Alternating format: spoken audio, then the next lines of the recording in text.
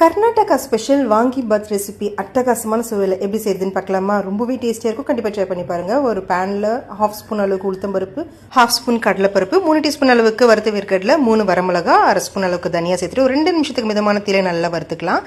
அடுத்ததாக 1/2 டீஸ்பூன் அளவுக்கு வெள்ளை எள்ளு சேர்த்துட்டு ஸ்டவ் ஆஃப் பண்ணிவிட்டு ஒரு நிமிஷத்துக்கு நல்லா வறுத்துட்டு இது நல்லா ஆற வச்சுட்டு ஃபைன் பவுடர் இது போல் அரைச்சி தனியாக எடுத்து வச்சுக்கோங்க. இப்போ ஒரு பேனில் 2 டீஸ்பூன் அளவுக்கு எண்ணெய் சேர்த்துக்கோங்க. எண்ணெய் காஞ்சதும் கடுகு, சீரகம், ஒரு வெங்காயத்தை நீளமாக நறுக்கி சேர்த்துக்கோங்க. 4-5 பல்லு பூண்டை தட்டி சேர்த்துக்கலாம். கொஞ்சம் கருவேப்பிலை சேர்த்துட்டு வெங்காயம் நல்லா வதங்கி வர வரைக்கும் 2 நிமிஷத்துக்கு நல்லா வதக்கி விட்டுக்கோங்க. ஒரு தக்காளியை பொடியை நறுக்கி சேர்த்து நல்லா வதக்கி விட்டுக்கலாம். தக்காளி நல்லா குழஞ்சி வந்த பிறகு 100 கிராம் அளவுக்கு கத்திரிக்காய் சேர்த்துருக்கேன். கொஞ்சமாக உப்பு சேர்த்துட்டு 1/4 டீஸ்பூன் மஞ்சள் தூள் சேர்த்துட்டு 1/4 டீஸ்பூன் அளவுக்கு வெறும் மிளகாய் தூள் சேர்த்து ஒரு 2 நிமிஷத்துக்கு மிதமான தீயில வதக்கி விட்டுக்கோங்க. கத்திரிக்காய் சீக்கிரம் வெந்து வந்துடும். அதனால் ஒரு 3 டீஸ்பூன் அளவுக்கு மட்டும் தண்ணி சேர்த்துட்டு மூடி வச்சு ஒரு 2 நிமிஷம் வேக வச்சு எடுத்துட்டு அரைச்சி வச்சிருக்க மசாலா சேர்த்து நல்லா கலந்து விட்டு ஸ்டவ் ஆஃப் பண்ணிட்டு கொத்தமல்லி தூவிட்டு வேக வச்ச சாதத்தை சேர்த்து கலந்து விட்டு இறக்குங்க. அட்டகாசமான வாங்கி பாத் ரெசிபி ரெடி.